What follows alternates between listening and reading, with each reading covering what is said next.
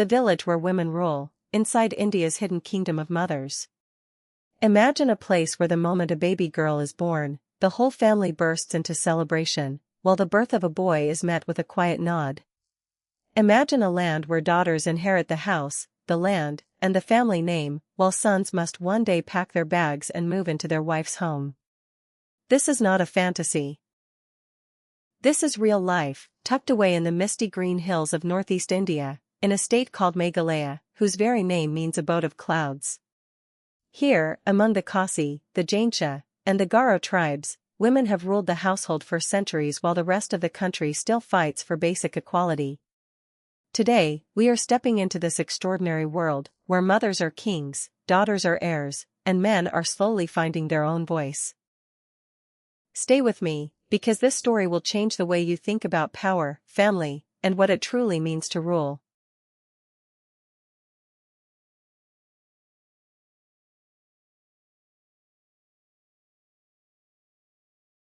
Point 1. The Abode of Clouds. Meghalaya sits far away from the noise of mainland India, wrapped in rolling hills, waterfalls, and some of the wettest forests on earth. One village here, Cherrapunji, once received an almost unbelievable amount of rainfall in a single year, a number so massive it is still recognized as a world record. But rain is not the only thing that makes this land famous. Early European travelers who wandered through its rolling green hills nicknamed it the Scotland of the East, and even today the markets of the capital city, Shillong, are filled with tartan shawls and a gentle highland charm. Yet beneath this beauty lies something far more powerful than scenery. This region is one of the last places in the world where a true matrilineal society still thrives, a place where family lines, property, and identity flow through women, not men. While most of India follows strict patriarchal customs, this corner of the country quietly flipped the script generations ago, and it has never looked back.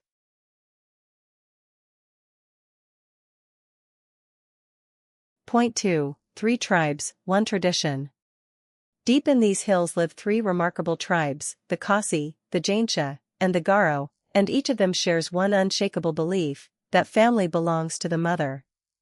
Ancestry, inheritance, and lineage are all traced through the maternal line, meaning a person's identity in society comes entirely from their mother's side of the family, not their father's. This is not some small cultural quirk. It is the very foundation of how these communities are built. While most of the world, including most of India, ties a child's identity to the father, these tribes have quietly done the opposite for hundreds of years. Children grow up knowing their mother's ancestors, their mother's clan, and their mother's history as the defining story of who they are. It is a completely different way of organizing family life, and once you understand it, you start to see the entire society through a new lens, one where women are not just caretakers, but the very backbone of the family structure.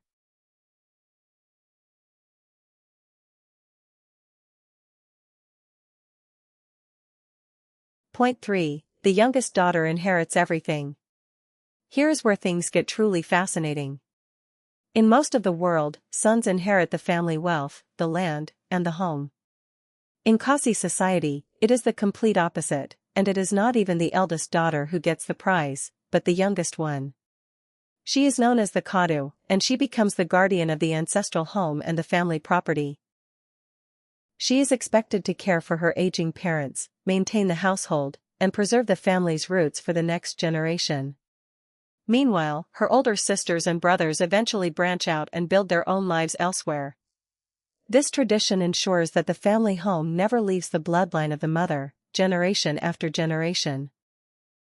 It is a system built on trust, responsibility, and deep respect for the youngest daughter's role as the keeper of the family's legacy, something almost unheard of anywhere else on earth.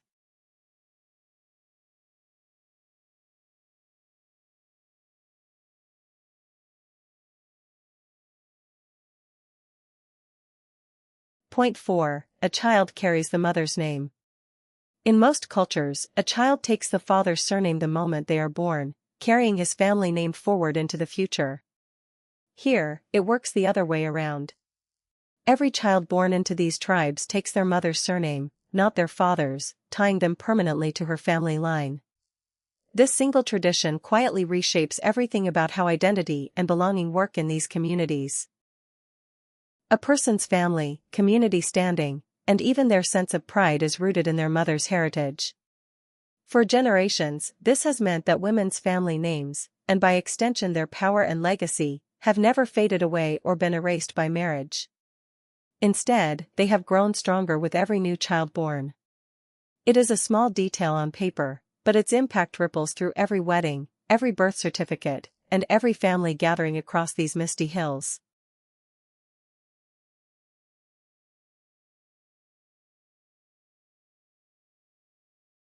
Point 5. When men move in with their wives. Now here comes the twist that surprises almost everyone hearing this for the first time. In most marriages around the world, a wife moves into her husband's home. In Khasi and Jaintia culture, it is the husband who moves into his wife's family home after marriage. This is called a matrilineal custom, meaning residence after marriage is centered around the woman's family, not the man's. A husband essentially joins his wife's household, living under her family's roof, surrounded by her relatives, her traditions, and her family's rhythm of life. For many men coming from other parts of India, or even other parts of the world, this can feel like a complete reversal of everything they grew up believing about marriage and household leadership. Yet for the people who have lived this way for centuries, it feels perfectly natural, simply another beautiful thread in the rich fabric of their culture. Point 6. Women running the marketplace. Walk through the bustling markets of Shillong and you will notice something immediately: it is women who are running the show. From tiny fruit stalls to major trading businesses, women are the driving force behind commerce in Khasi society. They negotiate prices, manage finances, and keep the local economy moving day after day. This is not a coincidence, it is a direct reflection of the trust placed in women as capable managers of both family and business. While men have traditionally taken on roles like farming or physical labor, it is women who are seen as the sharper hands when it comes to money and trade. This economic power gives women in these communities a level of independence and respect that many women elsewhere in India, and honestly around the world, still struggle to achieve. It is one of the clearest, most visible signs that this really is a society where women hold real, tangible power.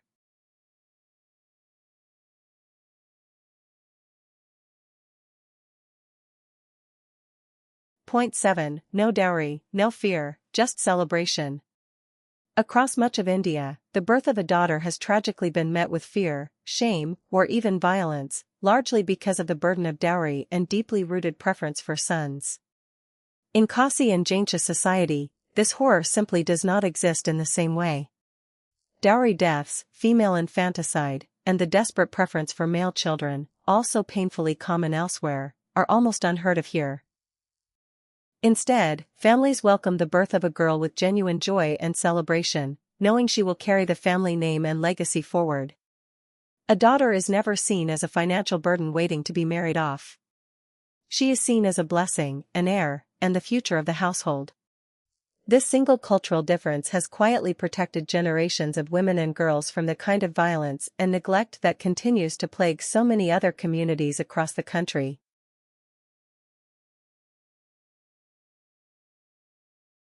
Point 8. The councils still belong to men. But here is the honest, complicated truth: this story would not be whole without. Despite all this incredible power around inheritance and family life, real political authority still largely belongs to men. The traditional village councils, known as the Dorber Shnong, and the clan councils, known as the Dorber Kor, are almost entirely controlled and led by men. Women are rarely given seats at these tables, and decisions about the village, its laws, and its future are still shaped mostly by male voices. Even in recent state elections, out of hundreds of candidates, only a tiny handful of women were ever elected to office. So while women hold the home, the name, and the wealth, the public stage of leadership remains stubbornly male. It is a powerful reminder that even in a society built around mothers, true equality is still an unfinished journey, not a finished destination.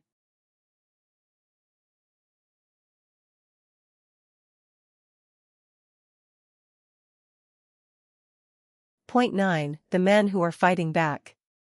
Not every man in this society is content simply accepting his role in the background, and that has given rise to a quiet but determined men's rights movement.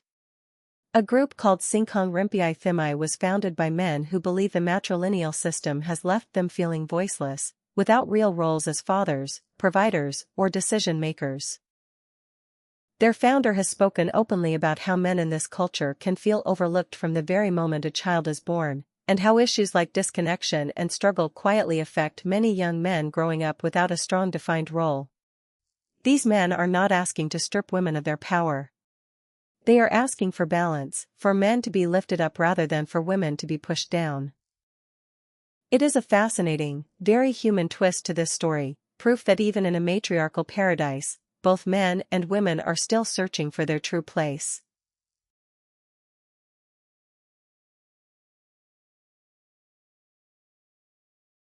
Point 10. A culture caught between past and future. Today, this ancient way of life stands at a crossroads. Urbanization, modern education, and growing connection to the rest of India and the world are slowly reshaping how younger generations view these old traditions. Some families are quietly shifting toward more father-led household structures, while others are fiercely determined to protect their matrilineal roots exactly as they have existed for centuries. Younger Khasi men and women are having open, honest conversations about what fairness really looks like, questioning which parts of the tradition deserve to be preserved and which parts might need to evolve. It is a delicate, emotional balancing act between honoring ancestors and building a future that feels fair for everyone. Whatever direction this culture ultimately takes, one thing is certain: the story of these misty hills has already rewritten what the rest of the world thought it knew about power, gender, and family. What we have just explored is not some ancient myth or forgotten legend, it is a living, breathing culture, thriving right now in the hills of Northeast India. It is a place that challenges everything so many of us were taught to believe about who leads a family, who carries a name forward, and who truly holds power in society.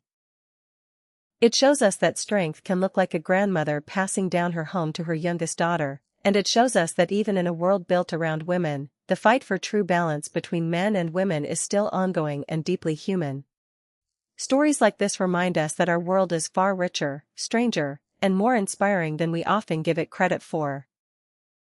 If this journey into the hills of Meghalaya opened your eyes the way it opened mine, please hit that like button, drop a comment below telling me what surprised you the most, and subscribe so you never miss the next hidden corner of our incredible world.